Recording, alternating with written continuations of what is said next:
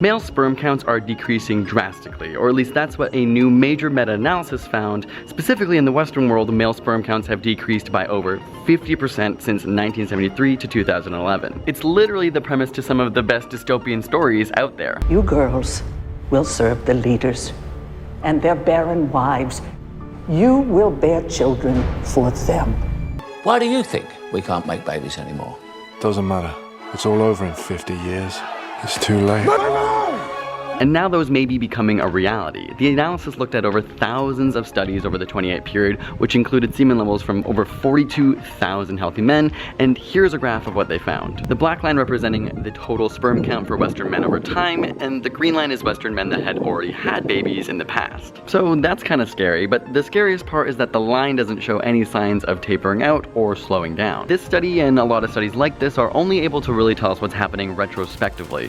What is happening, but not necessarily why it's happening. Having said that, the main hypothesis is that the environment and pollution is playing a major role. Scientists know from other studies that chemicals like BPA and phthalate in plastics actually affect hormone levels of men and ultimately decrease sperm count. The strangest part about these results is that they're only really showing in Western men. Places like Asia, Africa, South America don't show the same trend. However, to be fair, there's not enough data to really make a conclusion on it. The only place outside of the West that studies have found a similar decrease is in China, where we know that there's also a pollution problem. So what does this mean for the world? Well, we know that sperm health is pretty important for the survival of our entire species, and if we know that it's linked to the environment, then maybe we should start paying attention to that. The problem is, the longer we wait to make changes, the longer it's going to take to fix or reverse the effects of pollution and climate change, and who even knows if by then we'll have the opportunity to reverse this sperm decline. Not to mention, are the effects even reversible, and are they currently affecting our offspring? Obviously, a lot more studying is necessary. This is just a starting point to say, hey, we see that there's a problem, and now we need to look deeper into how to solve it, instead of just plugging our fingers in our ears and saying it's a lie, scientists are tricking us, and climate change isn't real.